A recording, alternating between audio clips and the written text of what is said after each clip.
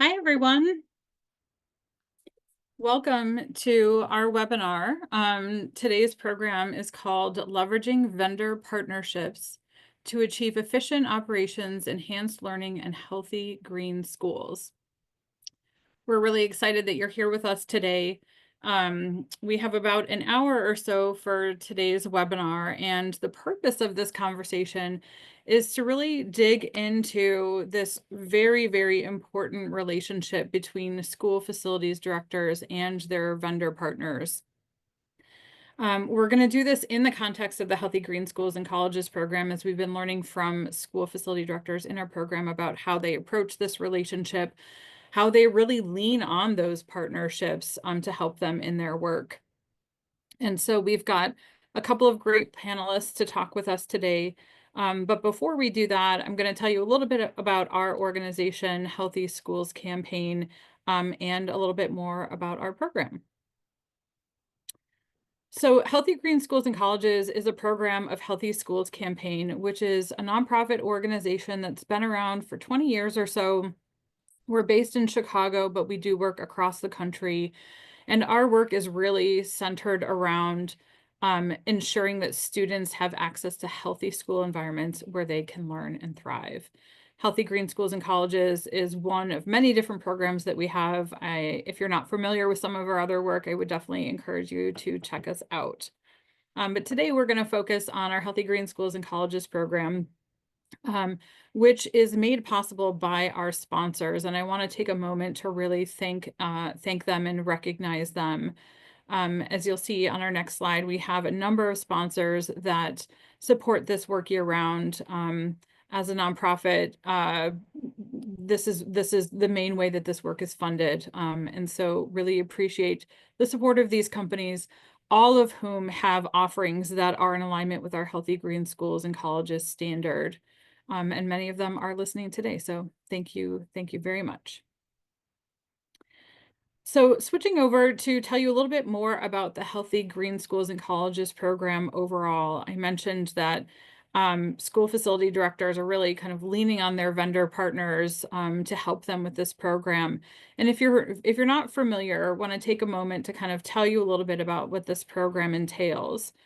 Healthy Green Schools and Colleges is centered around a standard for healthy, sustainable facilities management program. So this is a program and a standard that's designed for a K-12 district or a higher education institution to adopt.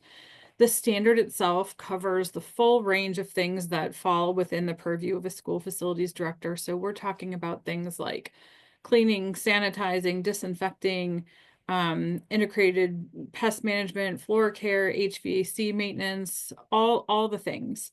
And the standard really seeks to set the bar for what should be happening in a program that really prioritizes the health of the people and the planet. That standard is the center of the program that has a number of other components that go along with it. We have an assessment that schools can take to measure themselves up against the standard and really understand how is what they're currently doing compared to what the standard says. We have a guidebook and training and webinars and programming all throughout the year to support schools in taking a look at what they're doing and making adjustments when necessary.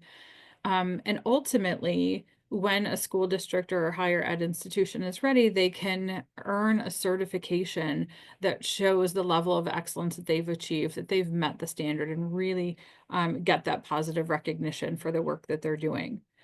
All of that work happens in a group of fellow school facility directors from across the country, from institutions large and small, that are all working together towards meeting that standard and earning their certification. We are going to focus a little bit on a certain section of the standard today. And again, going back to how important those relationships are in helping schools meet the standard. On the next slide, you're going to see the list of our current cohort of K-12 districts and higher ed institutions that are all working towards meeting the certification. In our work with these different schools, they've all taken the assessment, they've gotten their initial score, And then they are in the process of moving along to try to figure out how they can go about earning their certification. And it's our learning with these school districts that really prompt us to take up today's topic, because of the important work that they're doing with their vendor partners as part of their Healthy Green Schools and Colleges efforts. A couple of more details about the snapshot before, or I'm sorry, the standard before we move on. I want to show you a snapshot of what the standard looks like at a high level. I've mentioned the assessment and the certification. There are actually 100 points spread out across the standard. At a really high level, you can see how they fall across different categories. And for today's purposes, we're really going to focus on the procurement section. There's possible 16 points available out of 100 in that section, but it's one of the easiest places for schools to get started when they're working towards their certification. So you can see here 16 for procurement. The biggest chunk of the points falls in the facility operations section. We've also got maintenance, and then ongoing monitoring, evaluation, and training as well, for a total of 100. For schools that are working towards meeting their certification, they actually have to earn a certain number of points to achieve the certification levels. So on the next slide, you're going to see 3 different levels. A school needs at least 60 points to earn a bronze level certification, and then they can move up from there. I mentioned that the procurement is the one that we're going to focus on today in connection to today's topic, because it is really the place that schools often start when they've done their assessment and they want to figure out, what are we doing next in terms of really improving our commitment to health and sustainability and our work towards meeting the standard. In that section, we cover sort of 3 different areas: consumable goods, durable goods, and powered equipment. Up to 8 points in the consumable goods section, which includes things like your general purpose cleaning products, hand soaps, paper products, things like this. Durable goods, hand dryers, floor cleaning tools and accessories, cleaning cloths. And powered equipment are things like vacuums, carpet extraction equipment, powered floor maintenance equipment, and so on and so forth. And the way that these points are calculated when a school is working towards their certification is looking at sort of their total spend in these categories, and then what percentage of those purchases satisfy the standard. And when a school district is working on this section, so often the first thing they do, and the first thing that we encourage them to do, is to sit down with their distributors and sit down with the standard and sort of go through everything that they're purchasing, to understand what is currently in alignment with the standard and what isn't, and what do they need to maybe take a look at and replace with something different. Time and time again with schools, we hear this is like a perfect first step to kind of get their feet wet in the program and pick up some pretty easy points in their pursuit for certification. One example is our program participant, West Milwaukee School District.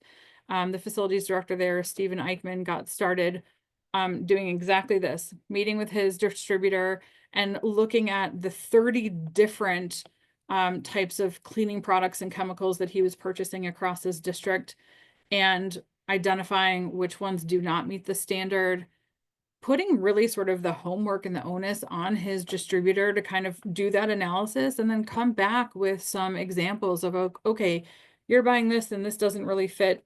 I have these alternatives for you that are going to serve you just as well, and they're not going to cost you any more money. When that process was through, that district had narrowed their purchasing down from 30 different chemicals to 8. The benefits of that continue on, because then not only is it more consistent training, it's easier to move staff to different buildings because everybody's using the same set of things. So that's just one example. But again, this is really where the conversation starts with so many schools. Now, this relationship between school facility directors and vendor partners is incredibly important in the larger sense, even beyond this program. But today we're really going to kind of focus on having this discussion with 2 incredible panelists that we're really excited to welcome. one representing the school side and one representing the industry side. So in just a moment, we're going to welcome Keith Schneringer, who is the Senior Director of Marketing, JanSan, and Sustainability at BradyPLUS. Is well known as someone in the field who has just so much great information and is a really incredible resource for schools. And Kimberly Thomas, who is the former Senior Director of Facilities at the University of Georgia. She has been part of the Healthy Green Schools and Colleges program for a long, long time and one of the founding steering committee members. And as folks who've been in conversations with her before know that she has got very strong and important opinions and experience and expertise in this area and is just really an expert in relationships and thinking critically and strategically about how to bring in partners that support her program. So I am thrilled to welcome them both to the conversation today.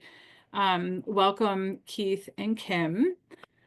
We are going to spend the next chunk of our time going through a series of questions that we have for you. But listeners, please use the Q&A feature to submit questions throughout the conversation, and we'll make sure to plug your questions in to the conversation as well. So definitely your opportunity to pick the brains of both Keith and Kim. So welcome, both of you. I'm going to ask you each just to take a quick moment to introduce yourself, give us a little bit more of your background, and maybe how you're connected to our Healthy Green Schools and Colleges program, and then we'll dig into our questions. So, Kim, I'm going to ask you to go first. Okay, thank you. Thank you so much for having me. It's always such a joy to be able to kind of do these types of conversations, and this is truly what it is. I remember when I first got started in facilities, it was kind of, I don't want to say a misstep or a mistake, but originally I was in student affairs, and then I spent about 14 years working for the University of Georgia Police Department in charge of the communications center. So a lot of training with officers. I was here when they had the Olympics. I won't give the date because it'll date myself, but training all of those state officials on how to get along with domestic and international businesses and companies as we planned that. And then just over the years, and then I stepped into a mentorship slash leadership program, which I think is so valuable. We'll touch on that a little later. But that brought me over to the facilities organization for a mentorship program and kind of seeing what happened. And I was like, wow. So people actually have to change the filters in the buildings. What is this stuff that you guys are doing inside of the equipment and planning the construction and doing the renovations? So that really sparked the interest. And so it led to me applying for an assistant directorship. I got that. And ever since I have been in that role, working with custodial operations and services, I've loved it. And so I had to do a lot of teaching, a lot of learning, a lot of partnerships. And so that really spurred my interest. And I've just kind of stuck with it because at the end of the day, it's about service. It's service to staff, it's service to my campus community. I also spent a stint at a K through 12 school district for about 6 years. So it's all things about how do we make what we do the best places for learning and working for our stakeholders. Thanks, Kim. Appreciate you joining us. Excited to talk more. Keith, do you want to go ahead and introduce yourself? Hello, everybody. My name is Keith Schneringer, Senior Director of Marketing for JanSan and Sustainability for BradyPLUS. I've been in the industry since 1990, and it's always fun to hear people's origin stories of how they came into the industry. Mine is involved that I was a history major and an English literature minor in college. My plan was to be a history teacher and basketball coach in high school, but I ended up running out of money. And so as I was looking for a job, it turns out that as a history major, I was very well qualified to sell toilet paper. And so I started my career in sales at a company here in San Diego called Waxy Sanitary Supply.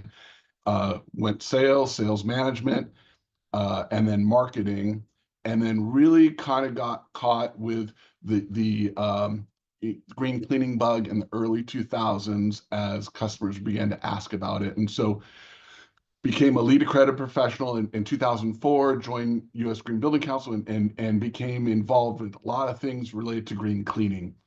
Healthy Schools campaign was one of the things that we got involved in at that point.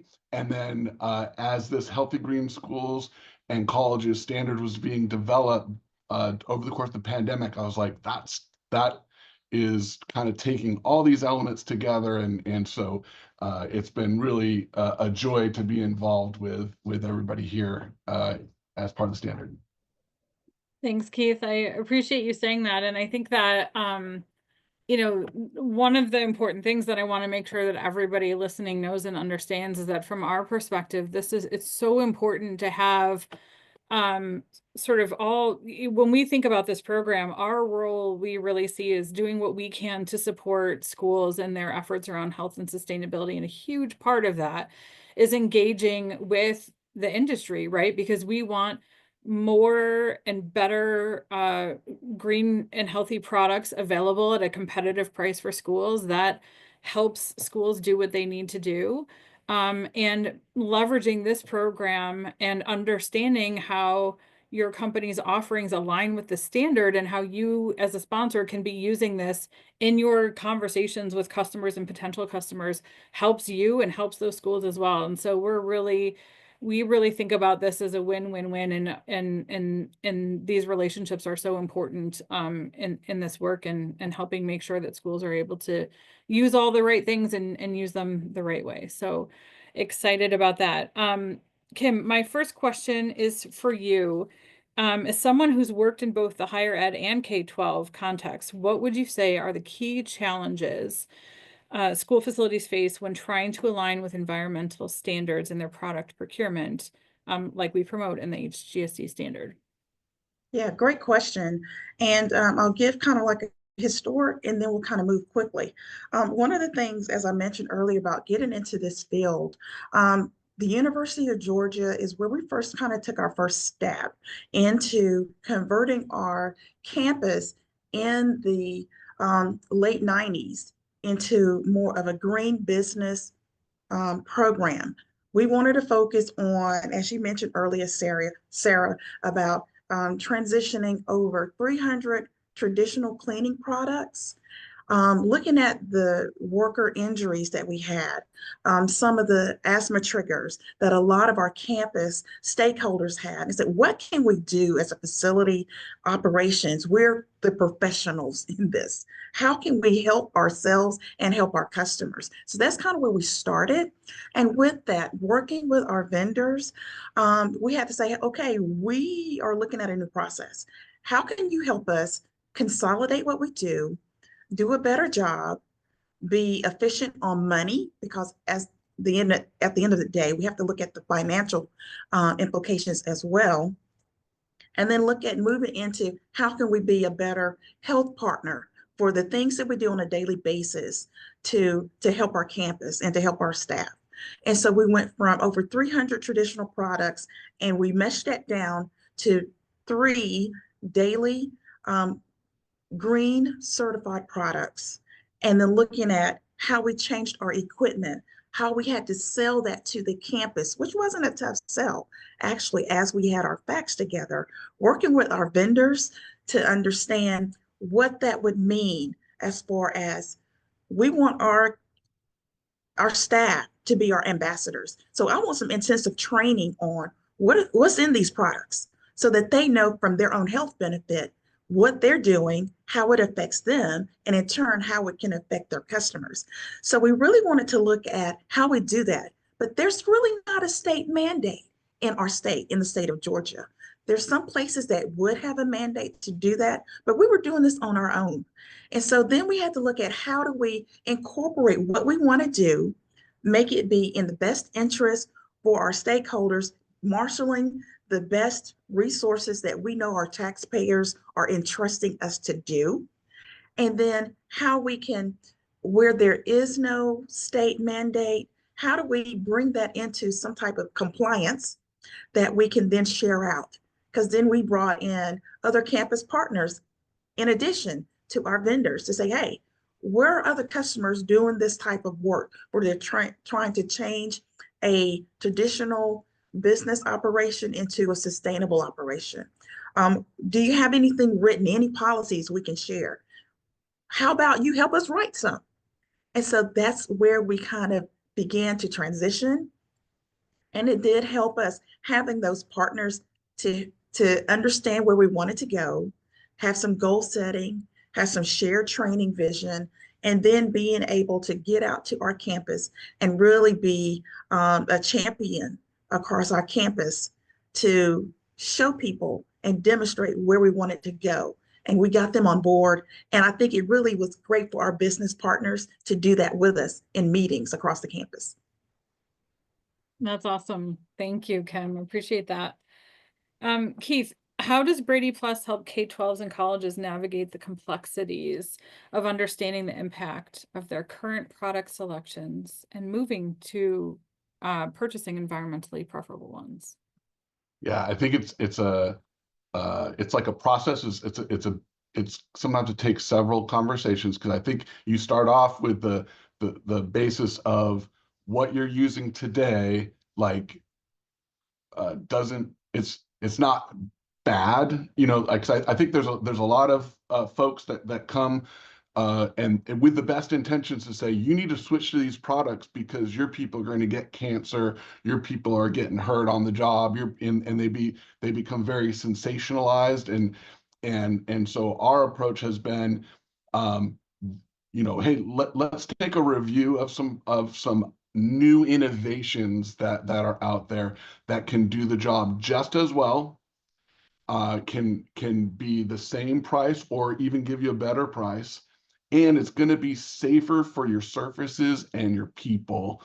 And we found that a lot of folks, if they don't have that mandate, like Kimberly was talking about, sometimes their impetus, they don't have the impetus for change. They're saying, well, if it's not broke, don't fix it. So what we try and do is provide education to say what you're using was a great decision in 1978 or 1980 or whenever you made the decision to work with that product.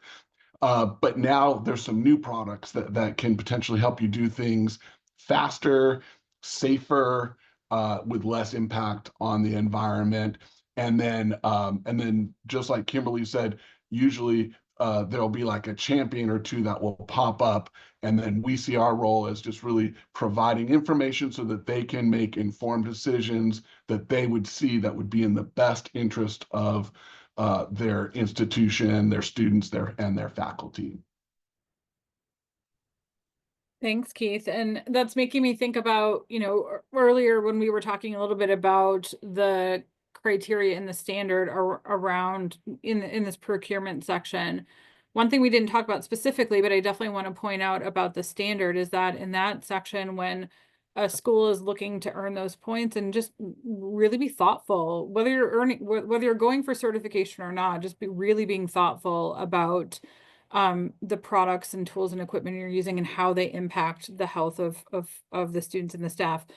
In the standard, there is a whole table that walks through every one of those categories and then shows like what are the allowable third-party certifications or attributes that you should be looking for when choosing general purpose cleaners, when choosing disinfectants, when choosing floor care products and equipment, that sort of thing. And so all of those, really coming from a place of understanding that all of those things that are being used in that space and how and when they're being used have an impact on the health of everybody in the building.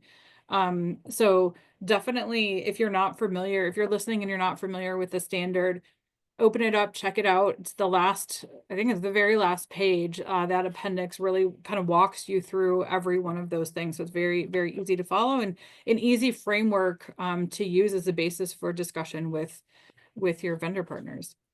Yeah, and if I may just interject, there's lots of standards that are out there. There's this standard, we talked about LEED, there's HE stars, there's there's lots of standards that are out there, and each of them can be a tool an institution can use to meet their goals. And we're set up to try and help across all of them. One of the things I liked about this one is you could tell it was written by people who were in facilities. So it definitely had like that flavor, that touch. Because sometimes there's things that make a ton of sense from a sustainability standpoint, but then you're like, well, let's talk through this. Like, how does this work in, from a facility standpoint? So I think that's an interesting distinction to make as you look at the universe of standards.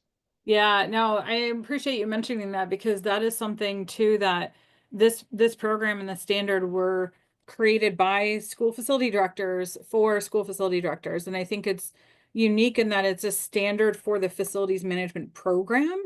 And it also was designed to really point to other existing standards and tools that, right, like we're not trying to recreate the wheel. So when you look at that appendix I mentioned, it's going to point you towards Green Seal certified products, Safer Choice certified products, Ecologo certified products, right? It's not trying to create something to replace a really great thing that's already existed. So it's creating that interoperability between some of those other things, and so definitely take a look. And I think that's one of the things, Keith, that you're known for, is being a resource, like I said, on all these different things. So excited to continue our conversation.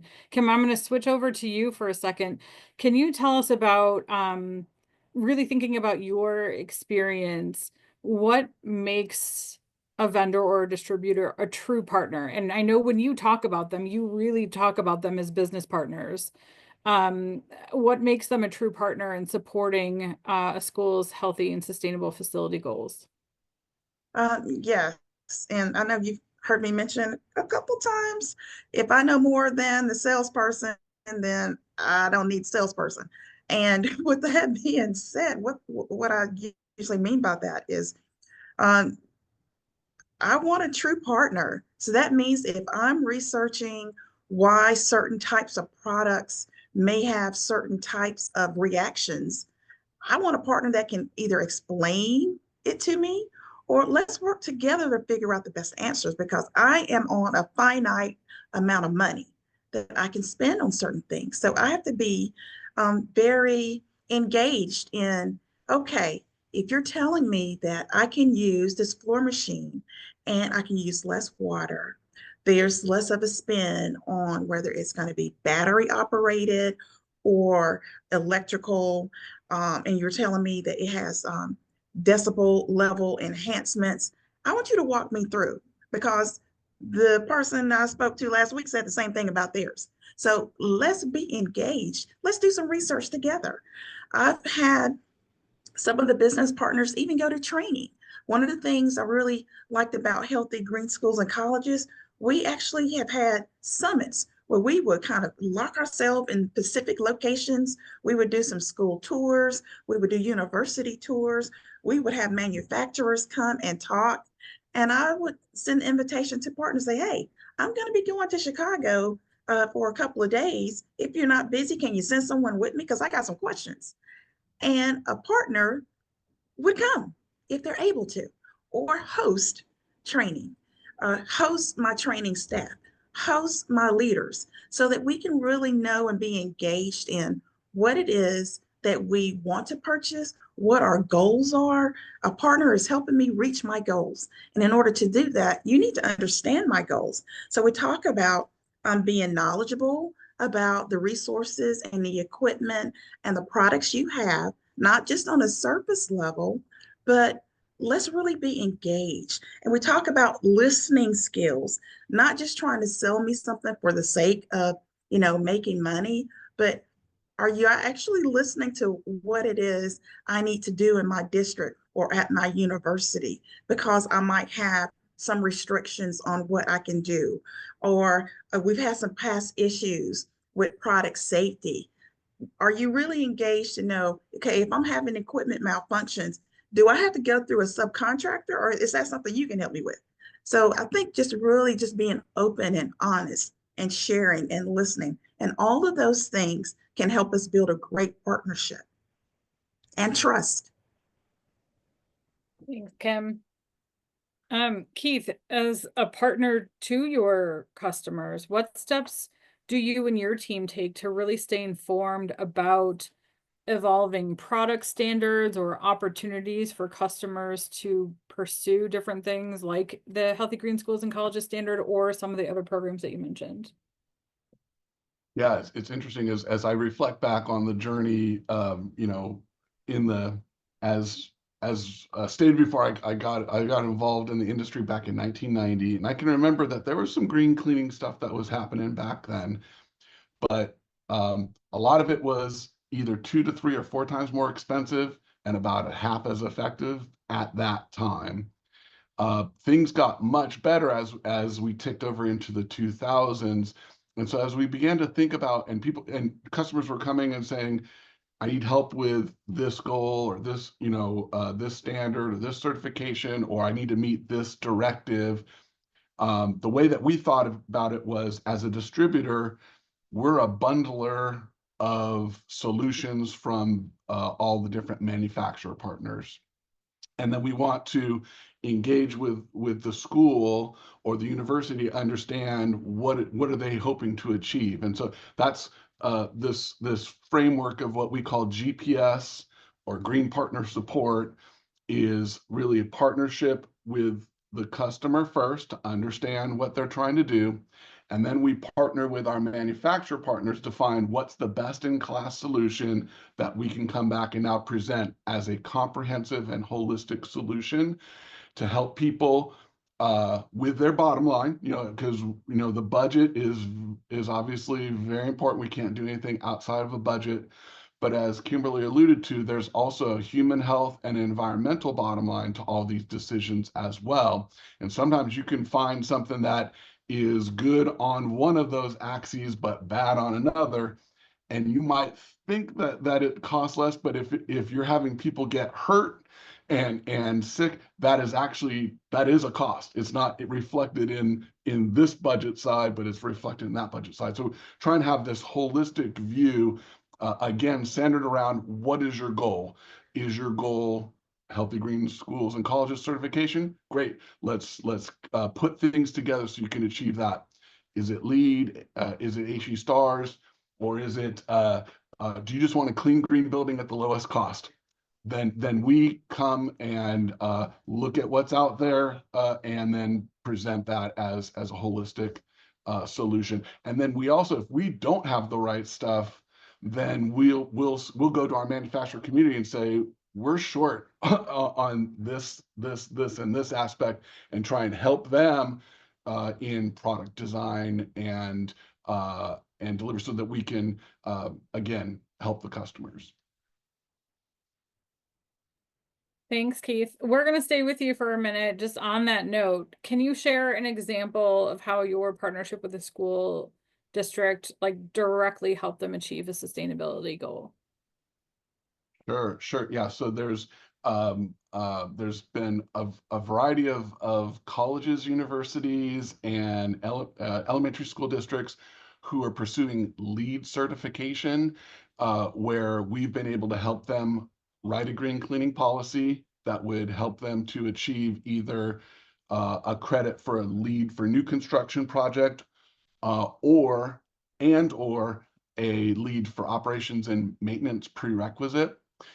We've also helped with obviously product selection, so that we can take their green spend percentage, and we have this green spend percentage calculator that we can help them use to see, okay, right now, if you're at 30% green spend and your goal is 75 or 80, we try and identify how can you get up to that percentage with the least amount of changes. So we'll be able to show them, let's not focus on the thing that you're using maybe once a year. The daily products are the ones that make the biggest difference. So we've been able to help them do that, and then also go out there for a custodial effectiveness assessment that meets the APA guidelines. So we have a tool that's designed for that, so we can go out there and perform that as a service, and we can also train their staff on how to do it themselves also, so they can do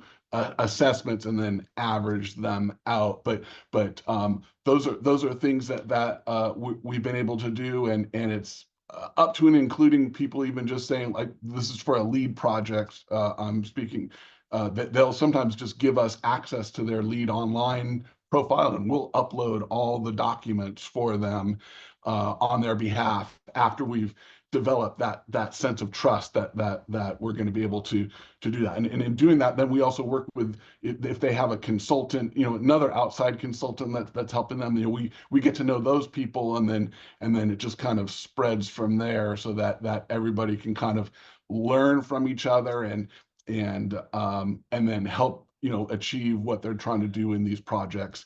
Because one of the things I've noticed is that there's a lot of consultants out there that are like environmental consultants, and they understand sustainability, but they might not understand cleaning as much. So we like to say we're bilingual. We speak green and we speak clean. Love that. Thanks, Keith. Kim, how about you? Do you want to share an example of how a successful vendor collaboration helped your department meet a particular sustainability or health priority? Yeah, I can give an example.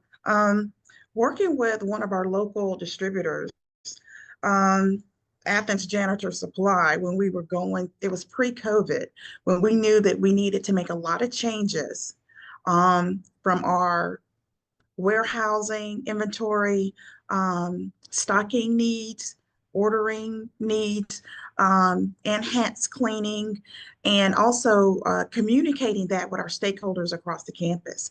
And so we've kind of got some of our team leaders in a room with our distributor, and we said, hey, this is where we need to be. We really need to recraft our training and recraft our communication that we're going to be using with our stakeholders across the campus. And I need to be able to ensure and allay any fears that I can get products and supplies when we know that there's going to be some supply chain disruptions. And so working very closely with our distributor, they agreed to keep some stock for us. We went ahead and we advanced ordered at least 3 months supply, and then they kept an extra couple of months supply at their facility on our behalf. So check that box off. Then we ended up rewriting our disinfection and sanitation guidelines for our campus, along with our distributor. Say, hey, this is what I'm looking at. Can I bounce this off of you? Based on your knowledge of the technology, the equipment that we're using, our sanitation procedures, does this make sense with what we need to do pre-COVID? And we had already had such a great plan in place that we didn't have to make a whole lot of changes. And we presented our information to our campus-wide health and safety committee, and they loved it with just a couple of changes. And that procedure ended up being adopted by our university system of Georgia for all of the universities, all of the 27 universities in the system, to say, hey, we're going to follow the flagship institution, University of Georgia, because they got this stuff down.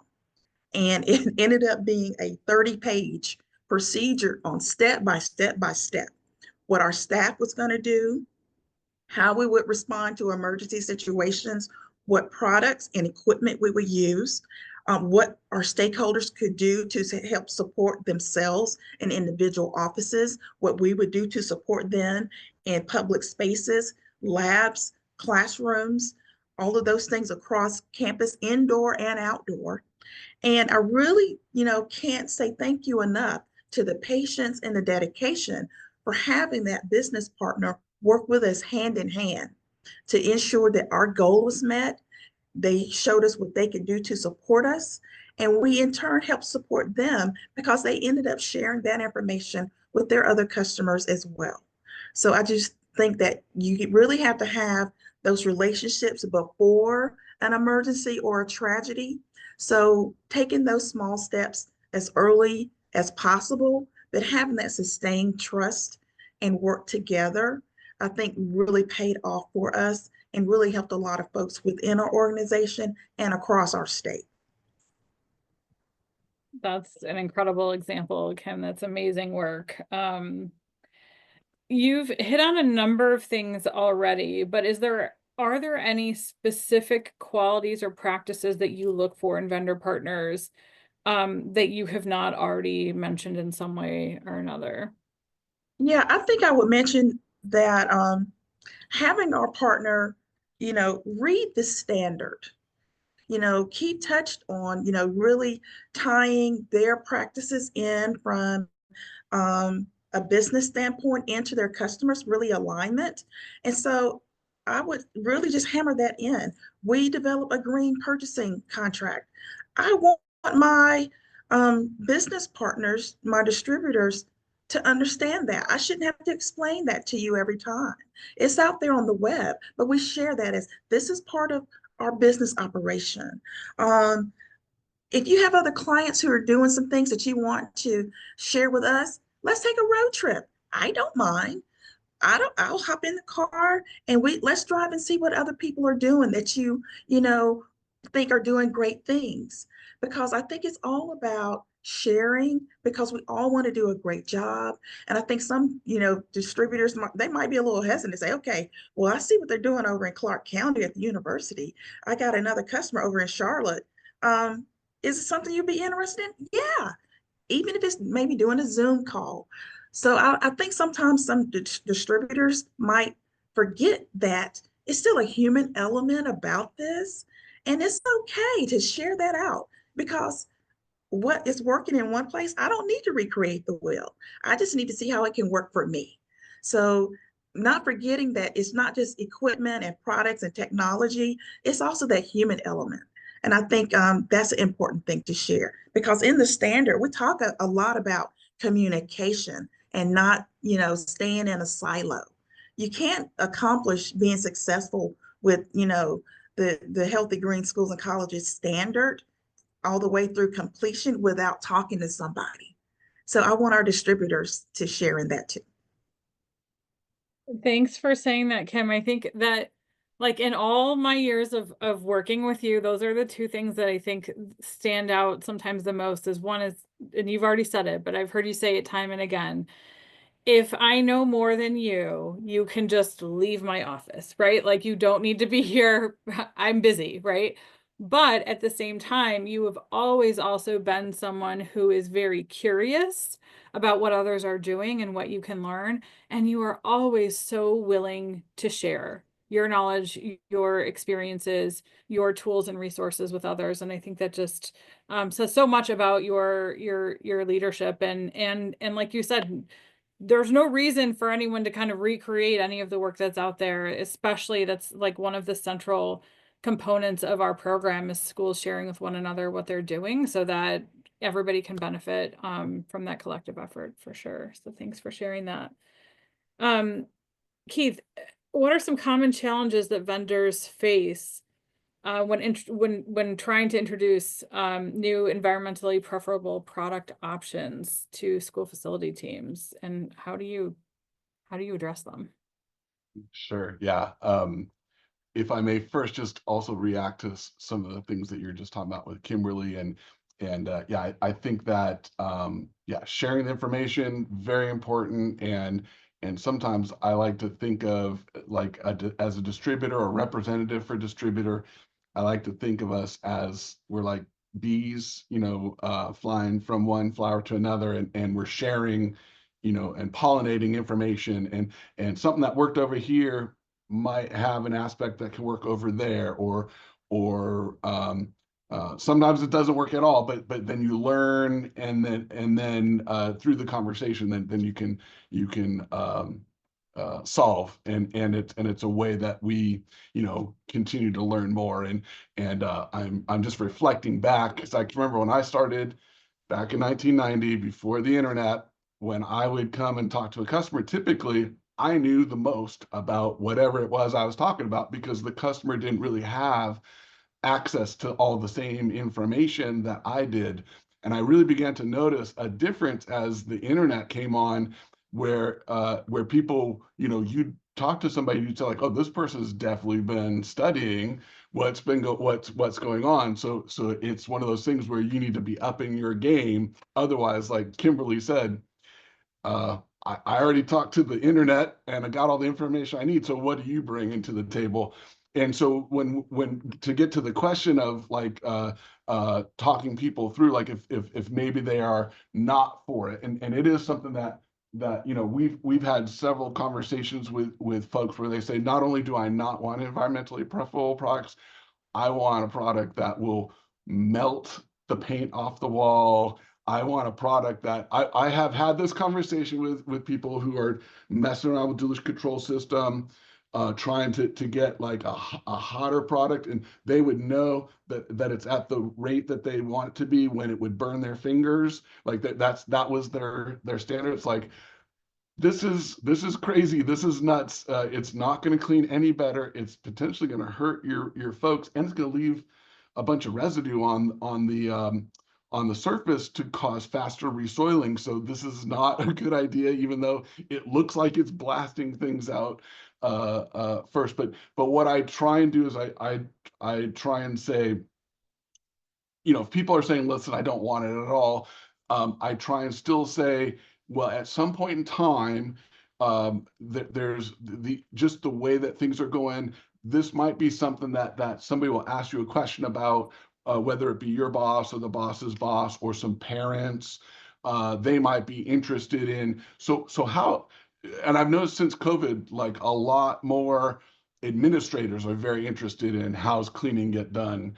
And so when those people start asking those questions, ideally, you're going to have your answers all together. And we're here to try and help you to put those answers together, help you with all of the background information so that you can provide it to your administrator, your superintendent, your director of facilities, what have you, or the parent teacher association that's going to be like, why? I think my kids are allergic, to things. Like, no, let's give you some facts there. So those are just some thoughts on that question.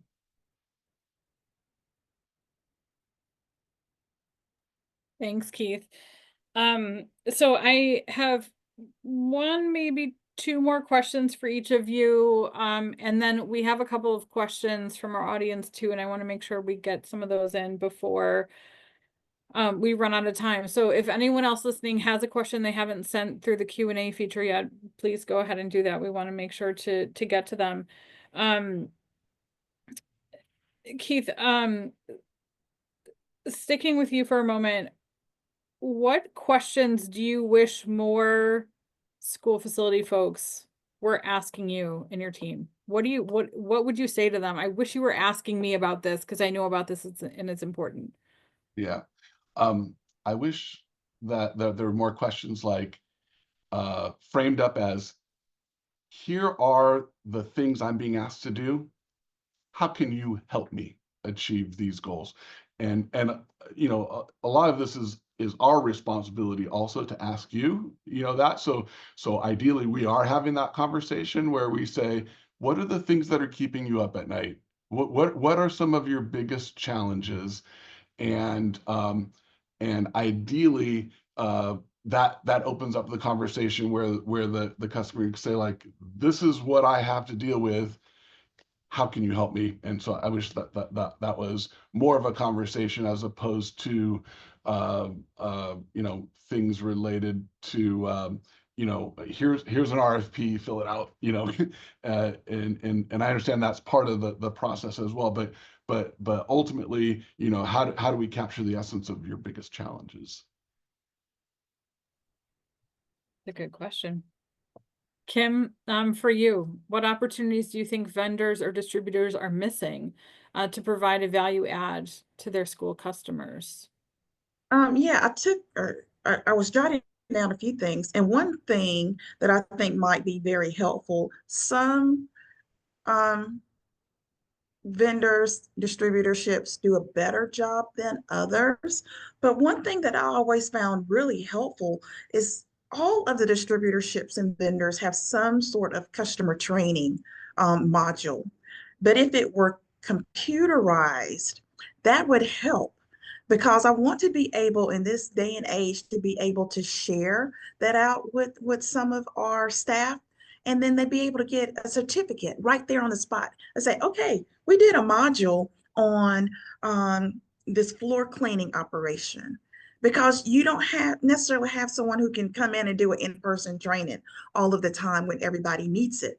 What happens in the past is we round up a group of staff, we'll have our distributor come in and show us a piece of equipment.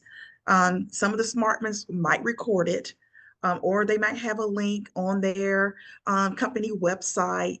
But in this day and age, I think being able to have it more computerized, something you can drill down and then give the immediate satisfaction as a staff member to say, hey, I just did this 10-minute training on Bradley's website, and I get a certificate when I get it finished. And so being able so that our staff can feel credentialed, I think is really important. And speaking on something that Keith was mentioning earlier about having to be able to show and answer questions to concerned parent groups like your, PTAs or your faculty groups is very important. And so what I used to do is when we would have Board of Education meetings, I would bring some of our staff who had just learned a new piece of technology or just learned something new and come in and present their certificates of training. You talk about making a powerful impact before the Board of Education can start screaming on why we still got a roof leak over in one of the elementary schools, and we know we're working on it. Let's take a human moment to celebrate these staff people who are doing all they can with with mop buckets sitting under the leaks until we can get other maintenance folks to come in here.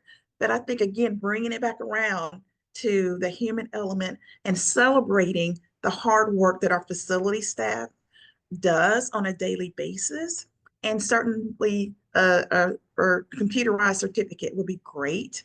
That was just one thing, because we've touched on a lot of other stuff about communications, about training, about trusting and listening. But I think that takes it a step, because I could just only share like one employee. He had worked at the school district for 40 plus years. And when we presented him with his certificate of training, he cried because he had his family come. And he said that's the first time he'd ever been acknowledged for what he did. And I was like, are you serious? He was like, yes, ma'am. So I think bringing that human element back into our hardworking people, they're not making a whole lot of money in most cases. They're working long hours. So that just little piece of, okay, if I can sit down and take this 10-minute training course, can I get a certificate? Means a lot. Thanks, Kim. I think that human element is so important, and that is, along those lines, really thinking about and that's what this program is centered on, right? Like the work that custodial and maintenance teams are doing in a school setting is so incredibly important. It's so important. And it's not recognized enough. It's not respected enough. People tend to think about it more often when there's something wrong. But when everything is going really well, we're really striving to make sure that there are opportunities for that recognition and appreciation. I'm so glad that you mentioned that. I want to make sure that we answer a couple of questions that have come in. One is about sort of like what are the entities that are eligible to participate in this program and earn certifications? And I just want to clarify that our program is specifically for K-12 districts and higher ed institutions. We have not, and that is going back to Healthy Schools Campaign, our organization is really focused on public K-12 institutions. And this is the one program that we also engage higher ed, just because so much of the information is applicable there as well. We have not branched out to daycare centers or other types of entities. But that being said, the standard itself is on our website, and that information is available for anyone, to use. So want to make sure that folks know that that's a resource that is available in all its glorious 42 pages. So definitely take a look and leverage that tool regardless of the setting that you work in. Keith, we have a question for you. From someone listening. You mentioned a couple of things, but if you could narrow down like one, maybe two things, what is the most innovative thing your company has provided to a customer to help them improve their program? What would you say? Just one thing or a couple things? Two. Looking Two at the things? time, you can maybe do two if you do them quick. Okay. Um, thing one that I'm most excited about is bioactive chemistry. This is using natural things, bacteria that occurs in nature and harnessing it so that it actually cleans the fats, oils, and greases. That's one of the best things. And then mechanization, specifically equipment for cleaning in restrooms that can cut the cleaning time down by a third and increase the extraction of particulates by 60 times. So, and usually people don't like cleaning restrooms, like that's one of their least favorite things to do. So I think that 1-2 punch and then you put them together, and those are two things that and the product, by the way, is certified Ecologo and also clean air choices like low VOC. Awesome. Thanks, Keith. I want to, I know we're almost out of time, and I want to take the last 2 minutes to just make sure that folks listening understand how they can get involved in the program if they want. Before we go there, any last words of wisdom or advice either of you would share with folks listening? Kim, anything from you? I'll just quickly just share that, in these tough times right now, there's a lot of anxiousness about what's going to happen. And I think as leaders, we should do everything we can to encourage our people and bring them information. And we know we can't share maybe everything, but we should share something that can help them know that they are valued and we respect them and we are working hard on their behalf. Thanks, Kim. Keith, 10 seconds or less. Any final thoughts you want to make sure to cover? I'd like to echo Kim's thought that I think the pandemic has shown, as a cleaning industry, we're called essential during the pandemic. Let's make sure to keep, so now that we've identified this as essential, let's keep this going and acknowledge these people are doing important work in our schools and our universities. Appreciate that. Thanks, Keith. Before we wrap up, again, just want to make sure that folks listening know how they can get involved in the program and leverage its resources and their relationships, either with their vendor partners or with their school customers. I mentioned Healthy Green Schools and Colleges is a program of Healthy Schools campaign. This work is happening year round. So if you represent a K-12 district or higher ed institution and you're learning on our program and you want to learn more, the opportunity there would be to talk with us, learn more about what it means to be part of the cohort of schools working towards their certification. When you sign up for the program, you get to take the assessment and see how you measure up against the standard. Create your roadmap towards achieving certification and really getting that recognition and showing off your team's incredible work. If you represent a manufacturer or distributor and you're interested in learning more, the opportunity there is really to align your company and your brand with this work and its commitment to support schools. In prioritizing health and sustainability, you'll get the opportunity to really understand how your company's offerings align with our standard. Again, we only work with companies who have offerings that are in alignment. And it becomes with that win-win-win where you really get to leverage the standard and the program in your marketing outreach to school customers. You also get to participate in our program and get to know the schools that are in it. And so definitely please reach out to me if you have questions or are interested in getting involved. And again, thank you, Kim and Keith, for your time today and for sharing your thoughts and your expertise. Appreciate you both so much. And thank you everyone for listening. And I hope you have a great afternoon. Take care, everybody.